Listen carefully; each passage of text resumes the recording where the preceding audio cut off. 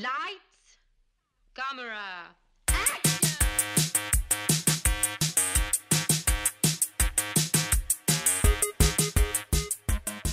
Bonjour à tous et bienvenue à On jase de film, un podcast où je m'entretiens avec un invité ou une invitée de ses goûts en cinéma. On parle de 3 coups de cœur, un film détesté et un ou plusieurs parfois plaisirs coupables.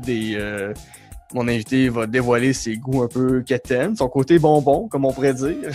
Aujourd'hui, mon invité, c'est une future finissante de l'École nationale de l'humour QV 2020. Camille Dallaire, bonjour. Allô? Allô, bon, on va dire tout de suite, t'es une bonne amie aussi, là. T'es pas juste Oui. une finissante de l'École nationale de l'humour. T'es une de mes Ben très oui. très bonnes amies. Camille, t'as étudié en cinéma, t'as vécu en Californie, près d'Hollywood, on pourrait Ah, dire. on peut dire, sauf que j'habitais sur une ferme de poulets, mais Mais t'es déjà allé à Hollywood. ouais, j'ai déjà été à Hollywood. Donc, t'as déjà été proche du cinéma. J'ai déjà été proche du cinéma, mais j'ai surtout marché dans de la merde de poulet. Ben écoute, On vit comme on peut. c'est ça. Je suis sûr qu'il y a bien des acteurs et des actrices à Hollywood qui diraient que tous les jours, eux autres aussi, ils marchent dans des fesses. Euh, Avant qu'on commence, Camille, dis-moi, c'est quoi ton rapport au cinéma? Comment c'est né ta passion pour cet art-là? Euh, je sais pas si je dirais que j'ai une passion. J'aime le cinéma, tu sais, c'est pour ça que j'ai Oui, décidé d'aller étudier là-dedans, mais comme. mais tu regardes quand même beaucoup de films Mais je sans... regarde souvent les mêmes films, c'est ça l'affaire. OK, C'est ben... comme les films dont je vais parler, les films que j'aime, je les ai vus comme 100 fois, 150 fois, mhm. alors qu'il y a 12 milliards de films que je pourrais écouter. Fait que, tu sais, je sais pas si c'est une passion pour le cinéma ou une passion pour la nostalgie. Mais, ouais. Mais non, mais, tu sais, c'est sûr que, bon, étant jeune, j'écoutais beaucoup, de films de Disney, comédies romantiques et trucs comme ça. Puis je me suis fait brainwash, là, comme la plupart du monde, là, à croire que la vie, c'est un conte de fées. Mais, Hein? fait que c'est un peu ça, mon rapport au cinéma, finalement. J'ai une haine profonde. Non, c'est pas vrai. Non, mais t'as quand même étudié en cinéma. Ouais, j'ai étudié en cinéma au cégep, là, pour ce que ça vaut. Oui, mais tu fais quand même des découvertes, tu fais quand Ben même oui. plein Ben oui, d'affaires. j'ai fait des petits films, là, Mhm. des petits films maison, là, que je montrerai pas à personne, mais c'était cool, ouais, c'est vraiment cool. C'est cool d'étudier en art en général, je trouve. Oui. Oh, Ça... oui, ça fait une belle ouverture d'esprit. Ouais, c'est ça que je trouve aussi, hein, ouais. Ouais. Donc, sans plus attendre, on va commencer avec tes films, ta liste de films. Le premier, grand chef-d'œuvre du cinéma. C'est un incontournable. Je pense que tout le monde devrait le voir au moins une fois. Dans ton cas, c'est peut-être 350 fois. C'est le Titanic Eh ouais, de James Cameron, 1997. C'est là que l'espèce d'énergie sensuelle entre Leonardo DiCaprio et Kate Winslet est née. on l'oubliera jamais. On l'oubliera jamais. Hein? Il y a une fenêtre de vieille voiture qui en garde une trace dans ses fenêtres pour toujours. Exactement. Dis-moi, bon, l'histoire est assez simple, là. C'est l'histoire d'un bateau qui coule suite à une histoire d'amour et un iceberg. Euh, mais c'est quoi ton lien avec ce film-là? Pourquoi tu l'as mis dans ta liste? Je sais pas pourquoi je trippe autant sur ce film-là. J'ai l'impression que c'est quelque chose qui se passe dans mon cerveau, tu sais, que plus j'écoute quelque chose, plus je m'attache. Tu sais, c'est un peu comme une relation avec Mhm. un être humain, là, une relation avec un film, je trouve. C'est plus tu passes du temps avec, plus tu apprends à, entre guillemets, connaître les personnages. Puis, tu sais, comme, c'est un peu comme la série Friends, là, tu sais, quand, Ouais. tu sais, comme le monde qui l'écoute, il l'écoute tout le temps. Comme ils finissent la saison 10, ils recommencent la saison 1, tu sais. Mais c'est un peu la même chose, c'est un peu le même rapport, tu sais, que j'ai avec les films que j'aime, c'est que je veux pas je sais pas, c'est comme ça devient comme un besoin de les réécouter, c'est comforting, c'est feel good, tu sais, c'est Mhm. ouais, fait que c'est un peu ça mon rapport avec ce film-là. C'était pas nécessairement parce que j'ai tripé dessus la première fois que je l'ai vu ou de toute façon, j'avais 6 ans, là, fait que Ouais. c'était pas nécessairement ça, mais c'est venu plus tard dans ma vie, là, vers la fin de l'adolescence, début de la vie adulte, là, que j'ai comme recommencé à l'écouter religieusement Mhm. et très souvent. Puis c'est ça. Ouais. C'est quoi de ce film-là les scènes qui t'ont marqué le plus? Euh, Ben, les choses qui me marquent le plus, c'est, en fait, toutes les scènes que je préfère, c'est les scènes Mhm. avec, Rose quand elle est vieille, la vieille dame. Oui. Ça, c'est, toutes mes scènes préférées. Je trouve l'actrice, vraiment, vraiment, excellente. Puis je trouve que c'est elle qui, transmet le plus, l'émotion du drame. Mhm. Parce que moi, c'est ça qui me plaît aussi dans ce film-là, surtout, c'est pas vraiment l'histoire d'amour, là. Ça, il y en a dans tous les films, puis c'est tout le temps un peu du pareil au même. Mais c'est vraiment le côté historique, tu sais, du drame qui est arrivé, réellement, là, à l'époque. Donc, de tout ce qui fait ressortir l'émotion, tu sais, à la fin, quand elle parle du nombre de personnes qui ont Mhm. péri, puis tout ça, c'est comme ça, à chaque fois, genre, je verse une larme, là. Ouais, ouais, ouais. Non, Alors c'est ça, que, c'est quasiment un côté plus documentaire, même si c'est tous des comédiens, là, mais on est quasiment plus dans un documentaire, puis l'explication très à froid de, de ce naufrage-là, mais c'est vrai tu sais, puis elle a été quand même nommée pour un Oscar pour ce rôle-là, alors qu'elle a, quoi, 10 minutes dans un film de 3 heures à peu près, là. ouais, c'est ça, ouais. Non, c'est ça, puis, non, c'est ça, je trouve juste que c'est ça c'est ça qui est bon dans le Titanic, en fait, puis c'est ça qui Mhm. fait en sorte que j'ai tout le temps envie de le réécouter. Ben, maintenant, ce qui me donne envie de le réécouter, c'est que je connais toutes les paroles par cœur, puis que je peux le dire en même temps que les Ouais, personnages, puis, tu sais, je sais pas, là, ça donne un petit feeling, le fun aussi, là. c'est quasiment ton karaoké, finalement. Ouais, c'est ça, c'est ça. C'est pas Mhm. mal ça. Ouais. Ouais. Qu'est-ce que tu retiens de ce film-là? C'est quoi les moments qui viennent te chercher le plus, autre que cette vieille madame-là qui raconte son histoire, Rose, vieille Rose? Ben, ouais, outre le fait que le bateau coule puis que c'est dramatique puis Oui. que ben, je pense que c'est juste comme le fait que ça expose vraiment la bêtise humaine aussi, tu sais, Mhm. les les mauvaises Ouais. décisions que les gens peuvent prendre puis qui mènent à leur perte. Puis aussi j'aime beaucoup le clash des classes sociales, tu sais. Je trouve vraiment que c'est un bel exemple puis que ça se reflète encore aujourd'hui puis que ça va probablement toujours se refléter.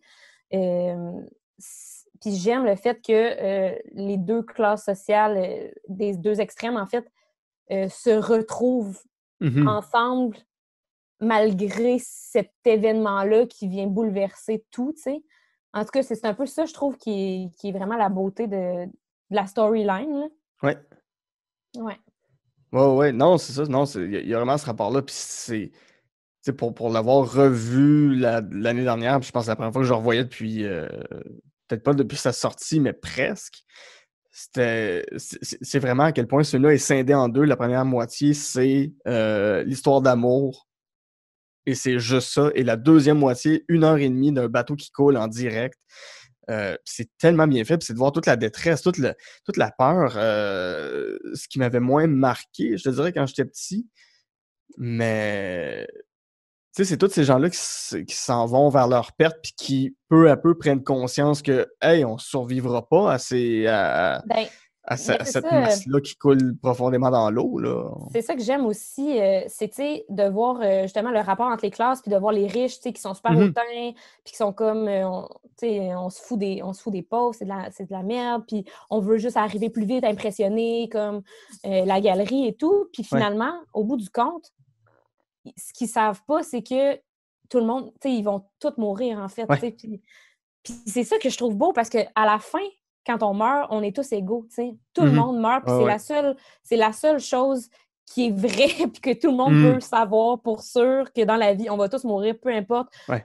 ton clan, ta classe sociale, ton ethnie, là, genre ethnicity, là, je sais pas en français, on dirait. Ouais, ouais, ouais. Ton sexe, ton genre, peu Ouais. importe, tu sais, c'est ça. Fait que c'est ça que je trouve beau, c'est que il y a plus rien qui compte, tu sais, puis je trouve que ça donne envie d'être solidaires les uns envers les autres, puis Mhm.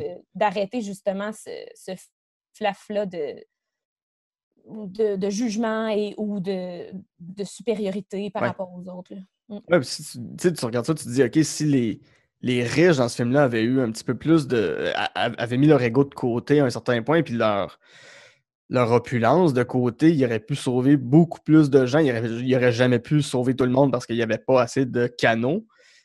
Euh, Ouais. Mais c'est ça, c'était pas de ces gens-là qui avaient fait comme non, nous autres on s'en va puis on laisse les autres crever en arrière.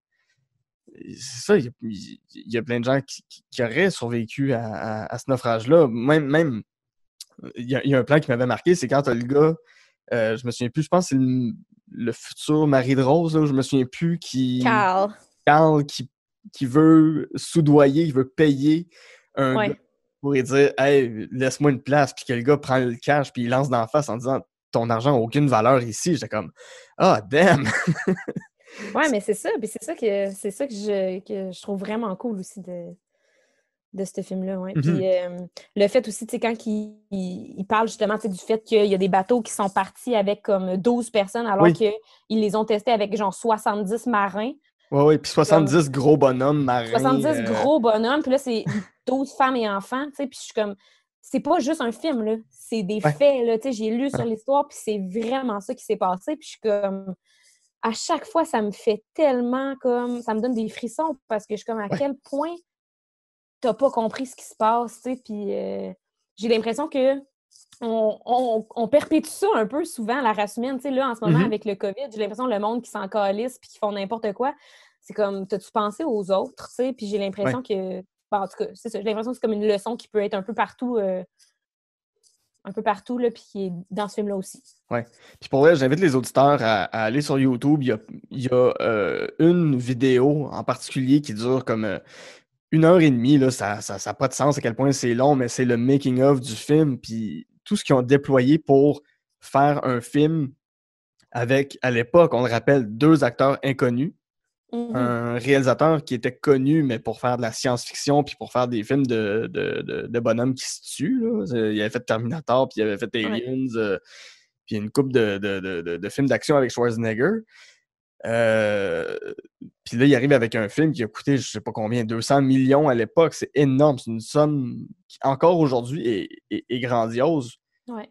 Puis les studios ont fait OK, on sait pas dans quoi on s'embarque. Si tu te plantes, écoute, nous, on est ruinés. Puis heureusement, il a gagné son pari, mais il a reconstruit à l'échelle 1-1 une moitié du paquebot. Il a failli tuer du monde aussi pour faire ça. Il a failli tuer les 2 comédiens dans l'eau carrément. Là. Kate Winslet a fait une crise d'hypothermie, je pense, ou je sais pas trop. Je sais pas ça, par contre. Je Ouais, sais pas. il a mis tout son monde en danger pour, ben, tu sais, une entreprise qui, elle, tu sais, déjà, construire le plus gros paquebot du monde, c'est de la folie. Faire un film à échelle Titanic, ça en est une autre. Ouais. Heureusement que lui, il n'a pas frappé son iceberg en faisant son film parce que personne qui a travaillé sur ce film-là de qui on parlerait aujourd'hui. Euh, ouais, non, pour vrai, ça m'avait Ouais. vraiment donné des gros frissons en le revoyant l'année dernière. Ouais, Ouais, c'est une production impressionnante, là, quand même. ouais, Ouais. exact. Ton prochain film, Happiness de Todd Solondz, on n'est pas du tout à la même échelle que le Titanic avec ça. On est beaucoup plus à une échelle réduite, c'est microscopique. C'est un film de 98 avec, entre autres, Philip Seymour Hoffman, John Lovitz, Dylan Baker. Il y a beaucoup de comédiens aussi qui n'ont pas nécessairement eu des carrières flamboyantes, mais qu'est-ce que ça raconte, Happiness? En fait, Happiness, c'est comme un film par tableau un peu. Mhm. C'est qu'on suit la vie de différents personnages. Au début, on ne sait pas trop c'est quoi le lien qu'il y a entre eux. Puis, chacun de ces personnages-là vit des trucs... mon Dieu, je ne sais pas comment l'amener. Euh, c'est vraiment bizarre, là. Tu sais, comme... Il y a vraiment beaucoup de déviance là-dedans. Tu sais, Mm. la plupart des personnages ont des déviances, genre pédophilie ou harcèlement, ou en tout cas des trucs qu'il ne faut pas faire dans la vie, les Ouais. amis. Mais c'est ça, puis au cours du film, ben, on voit les liens entre les personnages. On finit par comprendre qu'il y a vraiment quelque chose qui les rassemble tous. Puis, puis j'aime juste comme... C'est vraiment plein de scènes de malaise, puis plein de scènes weird, de choses que tu pensais jamais voir dans ta Mm. vie. Comme Puis, quoi, par exemple? ben, ma scène préférée, Oui.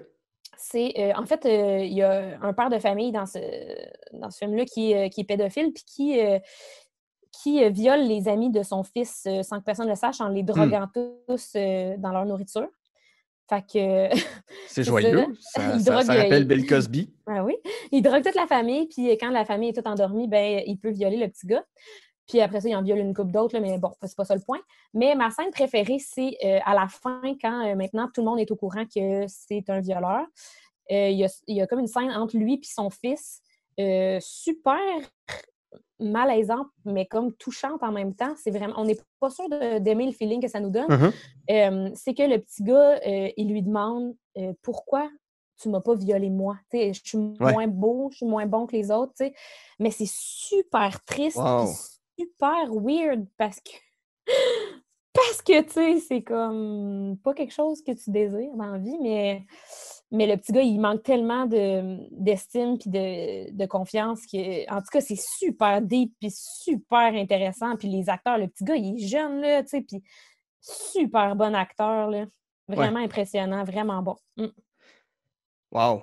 Ça donne le goût, hein? Ben, en toute franchise, oui, j'ai envie de voir ça parce que, mon Dieu, c'est une proposition que j'ai jamais entendue avant. C'est ça. Euh, C'est ça, que- ce film-là. ouais, qu'est-ce qui vient te chercher avec ce film-là? Je trouve juste que, il y a beaucoup de sujets dans la vie qu'on a peur d'aborder ou Mhm. qu'on aborde mal, avec jugement, avec, Ouais.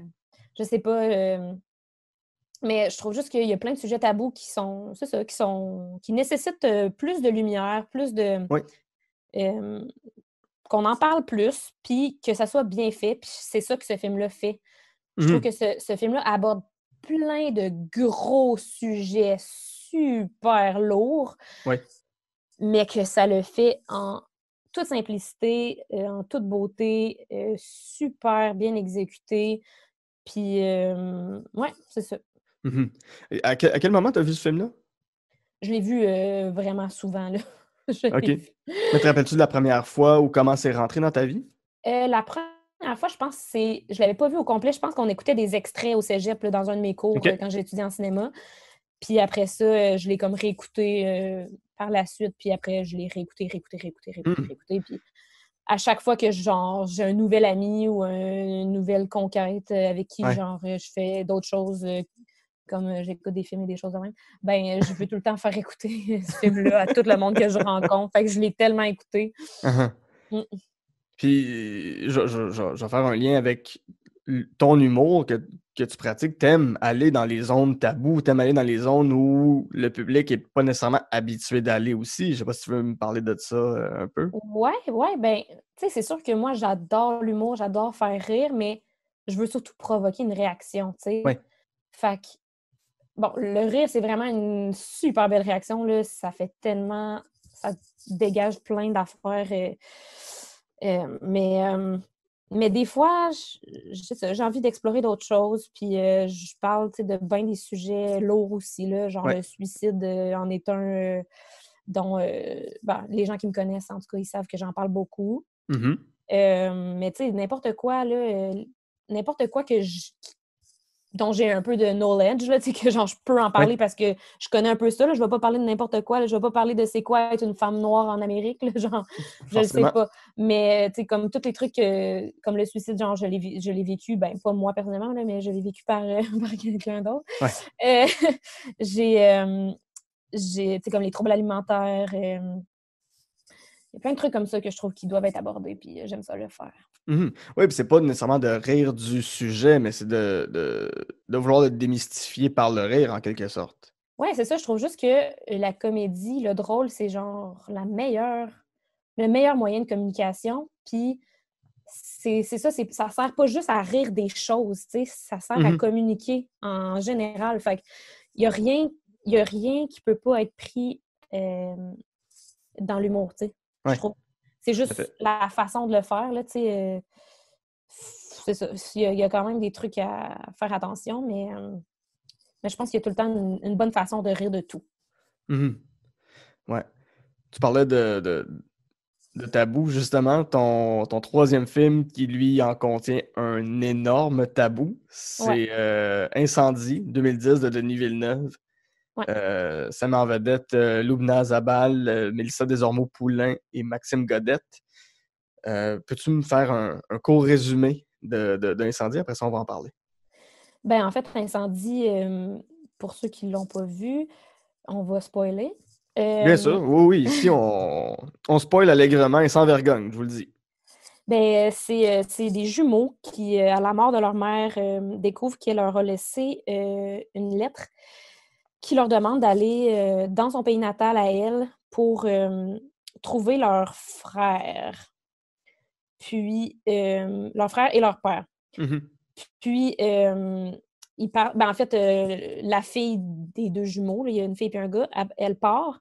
Et bon, je ne vais pas raconter le film au complet, mais au final, réalise que le frère et le père sont la même personne parce que leur mère avait eu un fils étant plus jeune, qui, lui, une fois qu'il a été plus vieux, il est devenu bourreau dans une prison où elle a été enfermée, puis il l'a violée à répétition et elle est tombée enceinte de son propre fils. Mhm. Donc, puis ça, c'est comme à la à la fin, Ouais. là, qu'on comprend ça, en fait. Là, fait que c'est vraiment un punch d'en face, là, quand tu le sais pas puis que tu écoutes le film la première fois. Là, Oui, fait que, tellement. Puis c'est Mélissa Desormeaux-Poulain qui le découvre, ben son personnage, en fait, qui le découvre, puis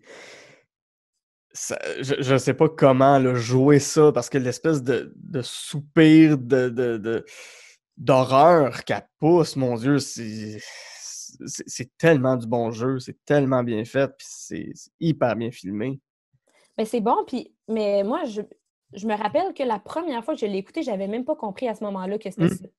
Ça m'a pris plus de temps. OK. Moi, ça a été quand à la piscine, là, il voit les trois petits, elle voit les trois petits points sur Oui. le pied du monsieur, puis là, elle arrive, puis elle voit que c'est son bourreau. Mhm. Donc, les trois petits points sur le pied, c'est qu'elle avait fait ça à son bébé là, à la naissance. Donc, elle a comme fait 1 + 1 = 2. Mon enfant m'a violée et le père de mes enfants. Ouais. Donc, moi, c'était vraiment là que ça m'a vraiment rentré dedans solide. Là. Quand je l'avais vu au cinéma, là, j'imagine en 2010. Là. Oui, oui. Euh, Ouais, qu'est-ce qui vient, qu'est-ce que ça provoque en toi, justement, une histoire comme celle-là? Puis je pense que tes deux derniers films dans ta liste là, sont assez éloquents là-dessus, là, que Ouais. c'est pas nécessairement se nourrir des malaises, là, mais c'est encore là, c'est tout ce qui est tabou, c'est toutes les espèces d'interdits, tout ce qu'on s'empêche de dire, tout ce qu'on s'empêche de faire en art, mais en quoi cela, justement, Incendie te parle? Euh, J'aime beaucoup le rapport à la mer, je pense. Mhm. Je trouve ça super intéressant puis super bien exploité. Ouais. Puis, bon, c'est peut-être un peu niaiseux, mais l'actrice me fait penser à ma mère un peu, OK. physiquement. Fait que j'ai comme l'impression que ça me rappelle un peu, moi, comment ben là, on est loin d'avoir vécu ça, là, OK? Oh, C'est oui. pas ça que je suis en train de dire, mais ça me rappelle quand même, tu sais, c'est ça, le rapport mère-fille. Puis, bon, mais là, c'est parce que là, je l'ai 10 000 fois, l'affaire des tabous puis des malaises, là. Fait que clairement que c'est ça que j'aime aussi, là. Oui. Mais j'essaie de trouver d'autres points. Euh, Mais peux-tu me parler J'aime... justement de ta relation avec ta mère? Puis. On est-tu rendu en psychanalyse, là, mon Guy? Mon podcast, peut être une forme de psychanalyse. Tu te livres comme tu veux. Mais c'est super parce que j'ai plus d'argent pour aller voir mon psychologue.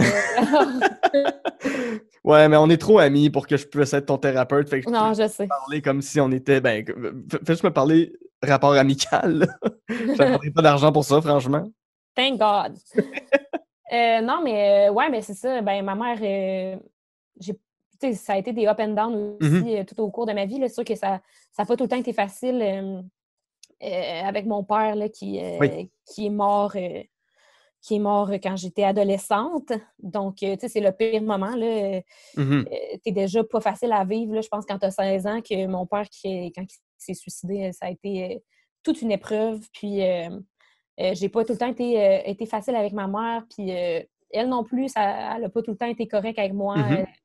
à cette époque-là, sachant que je venais de vivre quelque chose Ouais. de dramatique comme ça.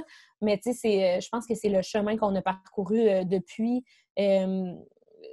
Puis qu'on on soit maintenant très proches et Ouais.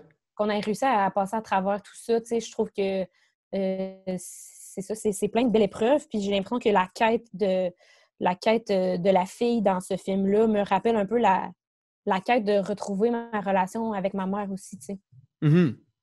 que Ça- j'ai fait aussi. Est-ce que ça a été sur le coup, quand tu as vu ce film-là, que ça t'a rapproché de ta mère ou c'est plus avec le temps et ça n'a aucun rapport avec, avec Incendie?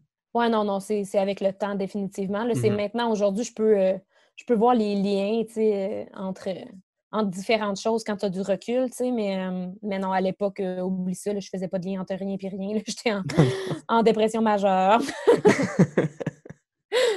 Ouais. Ouais. Ben, écoute, c'est sur cette note que se termine non pas le podcast, mais la première partie. Euh, Super! on va... Caroline, ben oui, hein? Écoute, il y a toutes sortes d'épisodes. Il y a toutes sortes Je d'épisodes. suis lourde, là, je suis lourde! Ouais, mais c'est important quand même parce que, tu sais, ça fait partie... Tu sais, ces sujets-là, puis les films que t'aimes, ils ont une répercussion en toi. Ça vient chercher une corde sensible. Ouais. Tous tes films viennent chercher quelque chose. Si c'est sous cet angle-là, tant mieux. Puis, je veux dire, depuis tantôt, on parle de tabou, on parle d'aborder des sujets difficiles. Le cinéma le fait, mais la discussion qu'on a en ce moment sert à ça. Je veux dire, t'as pris particulièrement 2 films qui sont pas faciles. Puis heureusement qu'on en parle. Si le public trouve ça trop lourd, je suis désolé pour eux. Ben non, c'est pas Mais trop non, lourd, mais là. en même temps, c'est que un podcast comme le cinéma, il faut se confronter à des discussions puis à des interactions qui se mettent en rapport, en lien avec des choses qui sont parfois plus difficiles, qui nous secouent. Puis tant mieux qu'on vive ça en ce moment. Moi, ça me rend juste encore plus heureux. Bon, ben, je suis contente, Guy, que ça Alors te plaise. voilà. Donc, donc sur cette philosophie à 5 sous, on va, on va prendre une petite pause et on va revenir de l'autre côté.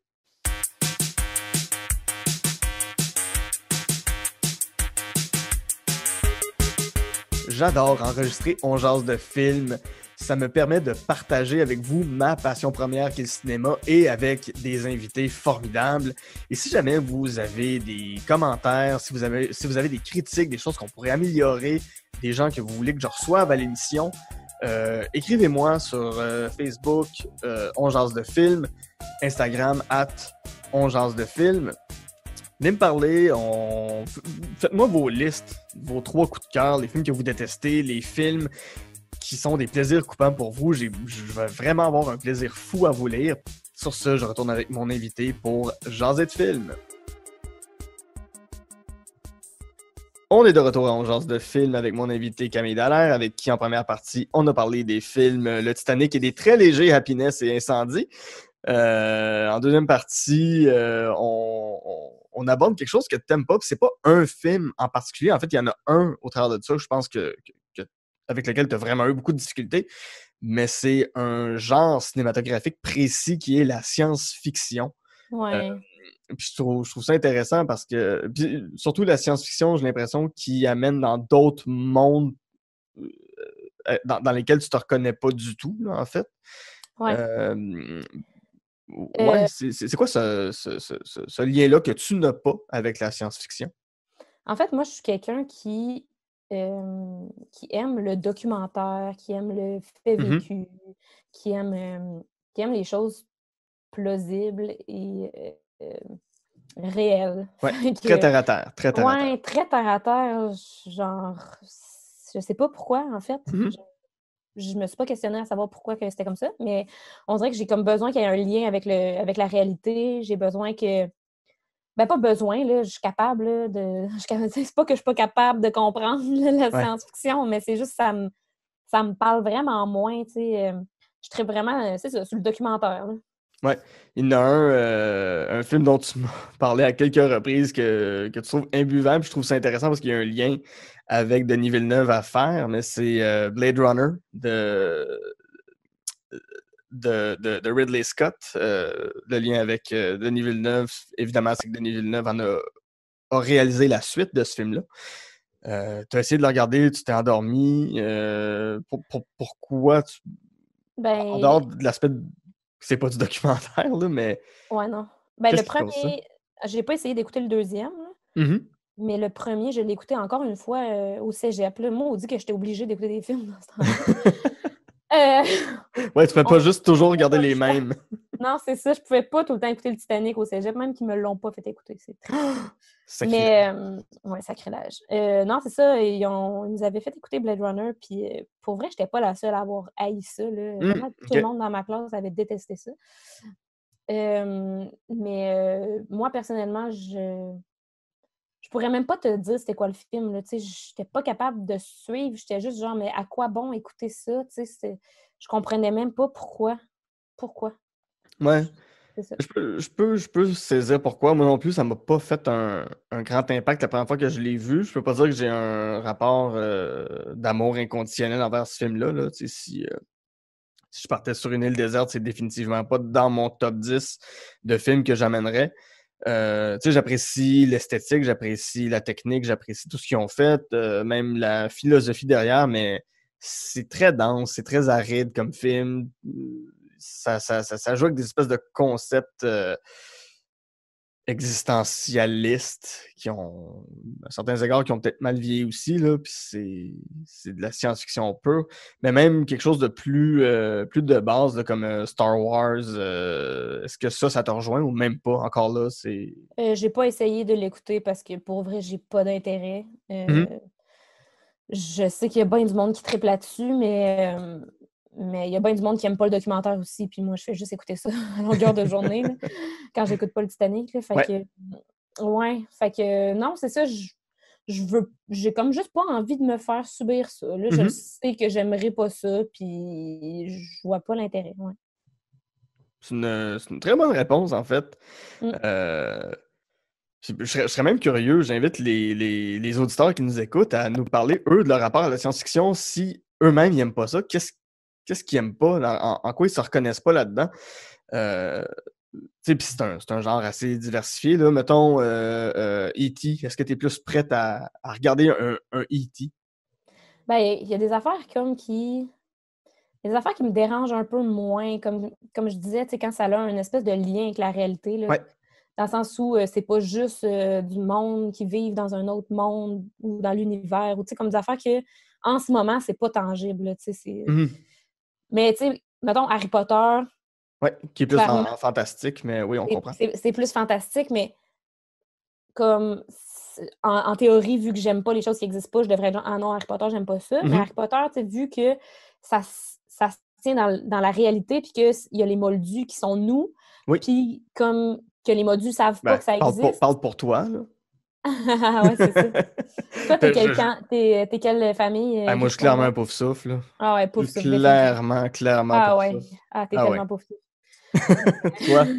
Moi, je pense que je suis Gryffondor, mais c'est un peu dole. Hein? Ben, c'est correct, tu sais, c'est un peu comme l'Université de Montréal des maisons, là. Ah, Tu sais, c'est... Ben, je sais pas, t'es destiné à des belles choses, mais en même temps, c'est un peu classique en même temps. Moi, je suis très bien dans Pouf Souffle, Ben non, mais on se tient en arrière, puis... J'aimerais ça être autre chose, mais j'ai l'impression que je suis Gryffondor, là. Mais en tout Ouais. cas, Mais ça te va bien. Oh oui, non, t'as cette âme-là, t'as cette âme-là. je me vois pas être Serpentard, Non. puis Poufsouffle non plus. Je pourrais peut-être hésiter avec Serdaigle, mais je pense que je suis plus Gryffondor que Serdaigle. En tout cas. Mais ouais, c'est ça, vu que ça se tient, tu sais, ça se pourrait, genre, qu'il y ait une école de sorciers puis que personne ne soit au courant. Ça se pourrait. Ça se pourrait. Ça, c'est... Ben, Ouais. tu sais, de la même manière, on va faire un parallèle encore là, mais tu sais, l'École nationale de l'humour, c'est l'école des sorciers des arts pour. Ben, tu sais, je veux dire. Wesh! C'est quoi ce lien de merde, là? Non, mais je veux juste dire que, tu sais, il y a plein de gens qui. Tu sais, il y a des gens qui veulent devenir humoristes, qui veulent à tout prix aller à l'école de l'humour. Il y a quelque chose de Ouais. mythique autour de ça.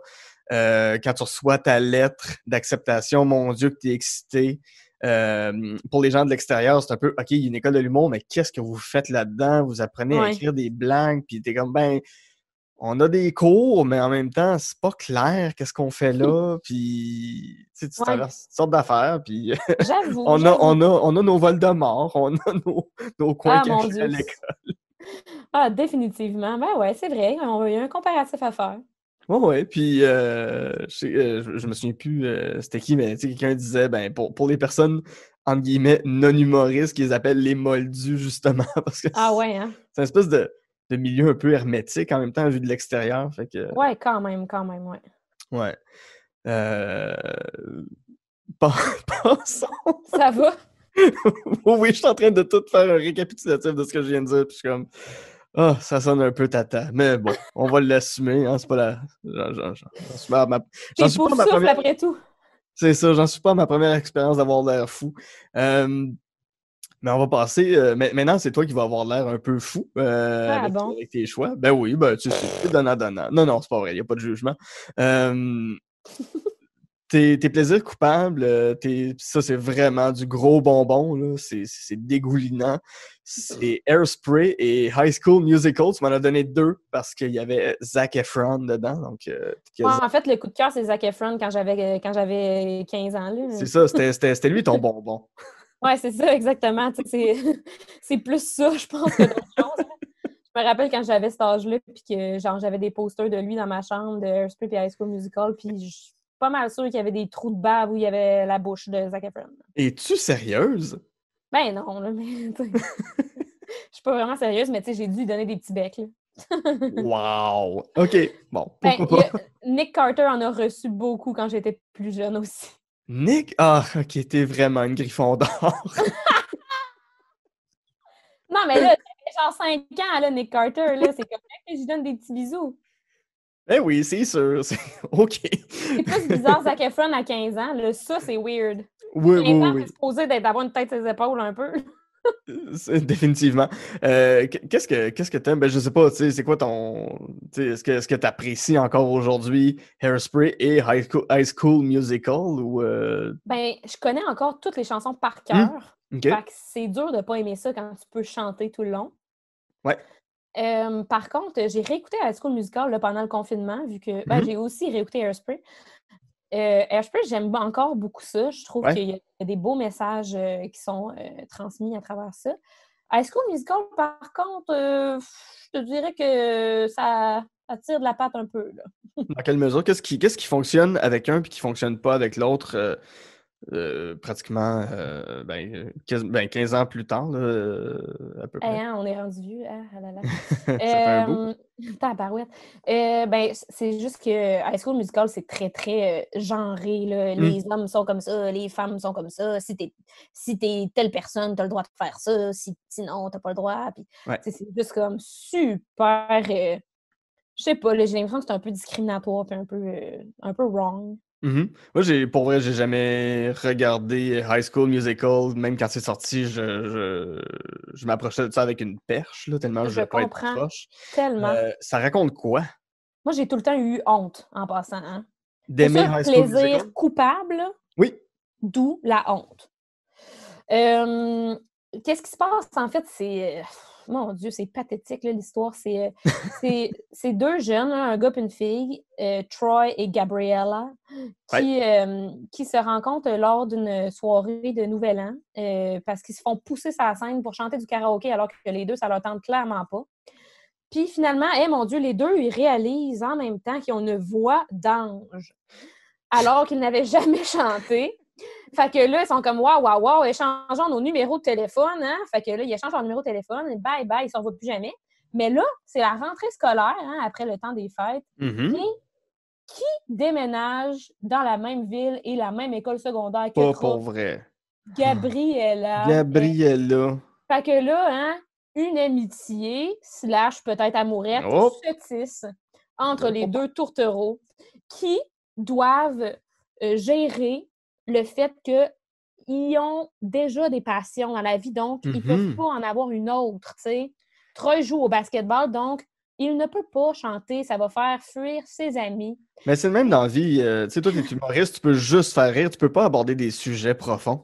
Non, c'est ça, c'est fini. Là. Une fois que Ah tu oui? décides ce que tu fais, tout le reste disparaît. C'est point barre, Donc, final bâton. c'est ça que j'ai adoré de ce film. Non, c'est ça que j'haïs en fait. Mais C'est ça. Fait que, en gros, c'est ça l'histoire. Puis là, évidemment, à la fin, ben là, ils font leur petit spectacle là, à l'audition. Puis c'est magnifique. Là. Puis là, tout le monde se rallie derrière eux, là, malgré le fait qu'ils ont décidé de faire autre chose que ce qu'ils étaient supposés de faire. Écoute, j'ai tellement l'impression que tu me décris une espèce de film qui serait sorti en 1954, là. Ben, ouais. En C'est quelque part. semblable, c'est semblable. Ouais. Puis pour Hairspray, qu'est-ce qui fait que ça marche plus aujourd'hui? En fait, juste pour faire un petit background du film, moi, c'est quelque chose que j'avais vu dans le temps.